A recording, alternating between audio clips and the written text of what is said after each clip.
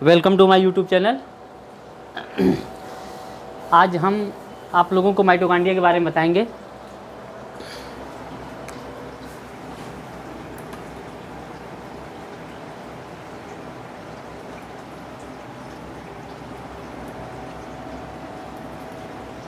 Mitochondria, सबसे पहले हम इस शब्द के बारे में जान लेंगे कि माइटोकॉन्ड्रिया होता क्या है। तो आइए देखते हैं।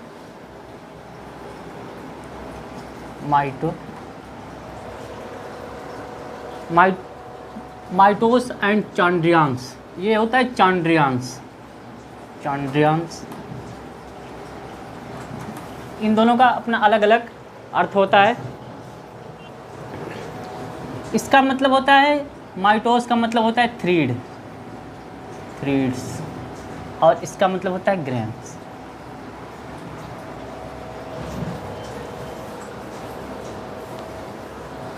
थ्रीड्स का मतलब होता है सूत्र या धागा,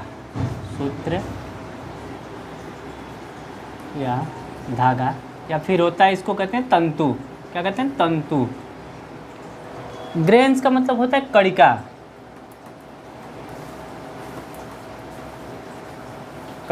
अगर हम यहाँ से डिफिनीशन की बात करें, माइटोकॉन्ड्रिया की डिफिनीशन की अगर हम बात करते हैं, तो हम यहीं से जो सीधे माइटोकॉन्ड्रिया की डिफिनीशन बना लेंगे। कैसे बनाएंगे कि यूकैरियोटिक कोशिकाओं में जो है धागा रूपी या कणिका रूपी इस तरह का अगर कहीं भी स्ट्रक्चर आपको मिलता है किसी भी सेल में, तो उसे हम क्या कहेंगे? माइटोकॉन्ड्रिया कहेंगे। क्या कहेंगे? माइटोकॉन्ड्रिया कहेंगे। आइए अब हम इसकी खोज के बारे में बात करते हैं कि सबसे पहले माइटोकॉन्ड्रिया की खोज किसने किया था। और यहाँ पे लिखा है माइटोचॉन्ड्रिया। अगर इसको देखा जाए तो ये देखने में लग रहा है लिखा है माइटोचॉन्ड्रिया, लेकिन इसको हम पढ़ते क्या है? माइटोकॉन्ड्रिया पढ़ते हैं। तो हम सबसे पहले जो है इसके स्ट्रक्चर के बारे में देखते हैं, इसके बाद इसके फंक्शन को देखेंगे, इसके बाद जो है हम इसके जो है बायोमैकेनिज्म के बारे में बात करेंगे।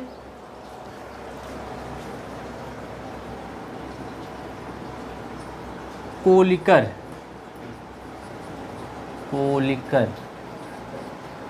अल्टमान,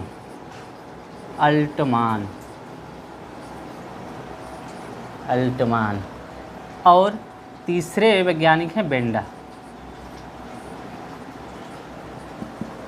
ये कोलिकर जो हैं, इन्होंने जो है कि 1880 ईस्वी में इन्होंने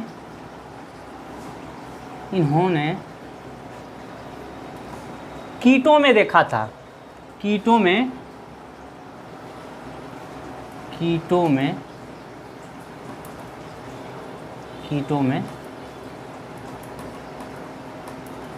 में देखा था। तथा ये जो अल्टमान हैं, सेकंड जो वैज्ञानिक है अल्टमान,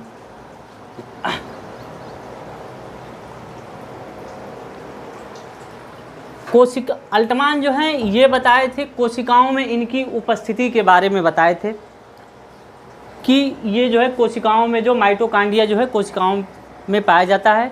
और इसके बाद जो है इसका नाम इन्होंने बायोप्लास्ट दिया। क्या नाम दिया? बायोप्लास्ट। 1880 ईस्वी में कोलिकर ने जो है कीटों में देखा था, और 1890 ईस्वी में अल्टमान ने इसका नाम बायोप्लास्ट दिया। अब देखते हैं बेंडा ने क्या किए। 1897 ईस्वी में बेंडा इसे माइटोकॉन्ड्रिया नाम दिए। माइटोकॉन्ड्रिया नाम दिए। तो ये तो इसकी हिस्ट्री के बारे में हो गया। अब हम इसके स्ट्रक्चर और फंक्शन के बारे में बात करेंगे।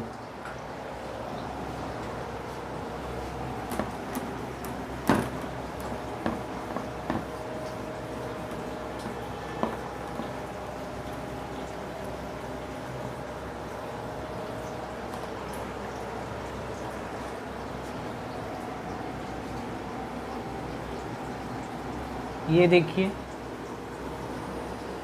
ये डबल लेयर मेम्ब्रेन होती है यहाँ पे ऐसे।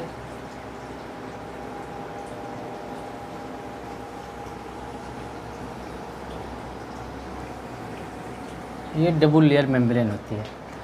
ये देखिए यहाँ पे ये डबल लेयर मेम्ब्रेन होती है इस तरह का।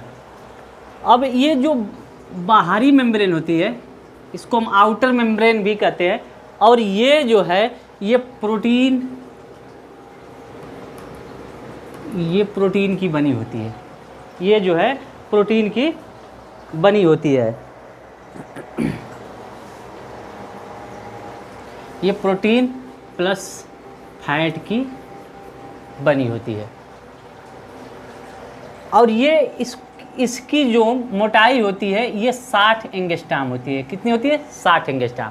और इसको कहते हैं इनर मेम्ब्रेन। इसको कहते हैं इनर मेम्ब्रेन। इसकी मोटाई जो होती है वो 64 एंगस्ट्रॉम होती है। क्या कितनी होती है? ये 60 एंगस्ट्रॉम हो गई ऊपर वाली, और नीचे वाली जो है क्या हो गई? 64 एंगस्ट्रॉम। तो ये इसकी मोटाई हो गई। अब आउटर मेम्ब्रेन जो है ये जस्ट लाइक प्लाज्मा मेम्ब्रेन की तरह दिखाई देती है। जस्ट लाइक प्लाज्मा मेम्ब्रेन की तरह दिखाई देती है। प्लाज्मा मेम्ब्रेन, ये प्लाज्मा मेम्ब्रेन की तरह दिखाई देती है। अब आइए हम इसके अंदर के स्ट्रक्चर के बारे में देखते हैं।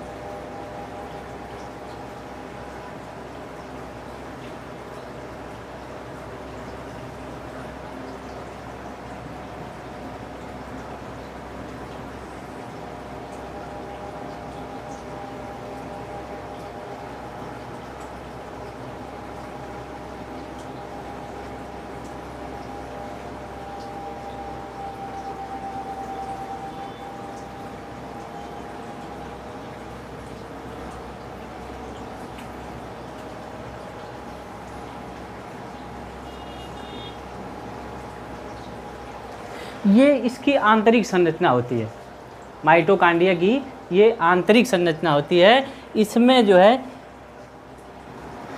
इस वाले पार्ट्स को हम कहते हैं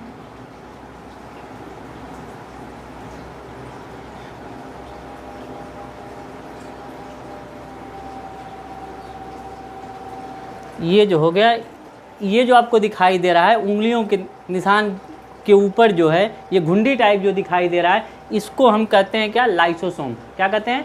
लाइसोसोम। अब ये लाइसोसोम को जब हम अलग करते हैं तो लाइसोसोम क्या होता है कि लाइसोसोम इस लाइक में दिखाई देता है, ऐसे दिखाई देता है। ये आपका लाइसोसोम को अगर हम अलग करेंगे तो ये लाइसोसोम जो है इस तरह से दिखाई देगा। ठीक है। अब इसमें देखिए, इसको कहते हैं हम क्या? बेस। इसको क्या कहते हैं? बेस। ये आधार, ये हो गया आधार, ये हो गया आपका तंतु, और ये हो गया आपका शीर्ष। ये हो गया आपका शीर्ष। और इसी में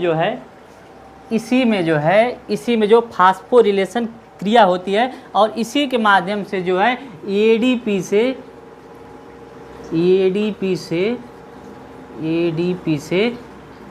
एटीपी का निर्माण होता है।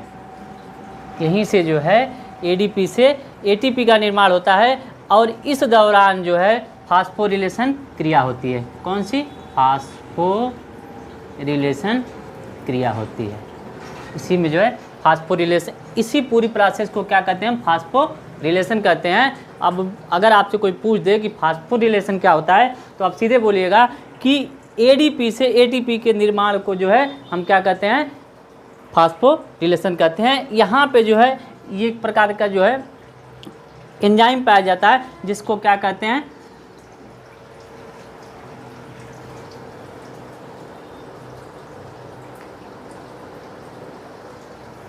यहाँ पर जो है इसमें एक तरह का एंजाइम पर जिसको हम कहते हैं सिंथेटिक एंजाइम। क्या कहते हैं?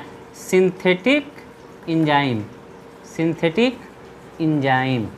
ये होता है सिंथेटिक एंजाइम।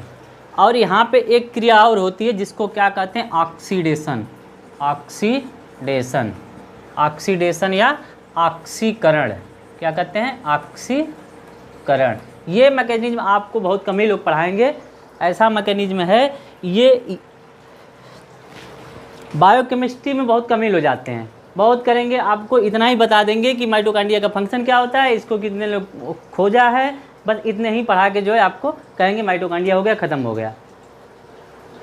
ये बायोकेमिस्ट्री के अंदर बहुत कम ही लोग जाते हैं, तो ध्यान दीजिए। ये ऑक्सीडेशन आपका हो गया।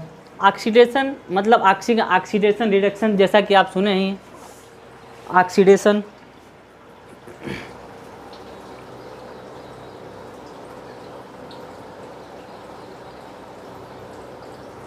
अब बात करते हैं हम इसके अंदर, ये जो होता है इसके अंदर क्या होता है, हम बात करते हैं इसके अंदर।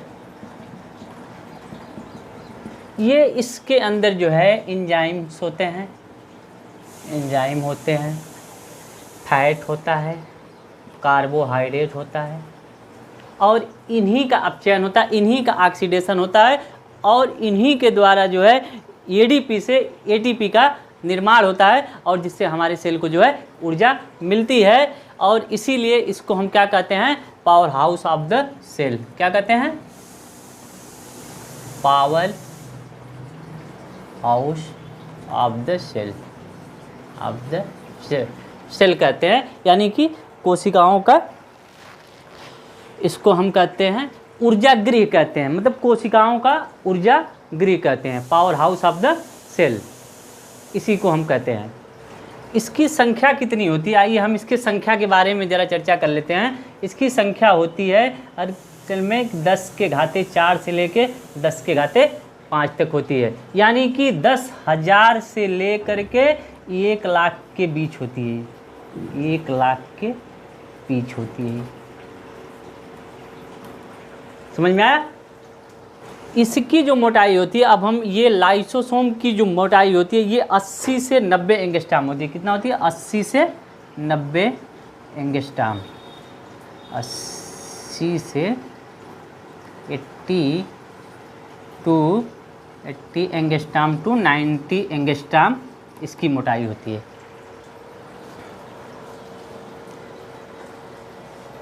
तो हमको लग रहा होगा कि आप लोगों को ये वीडियो अच्छा लगा होगा, तो कृपया चैनल को लाइक करें एंड सब्सक्राइब करें। नेक्स्ट वीडियो आप लोगों को ऐसे मिलता रहेगा।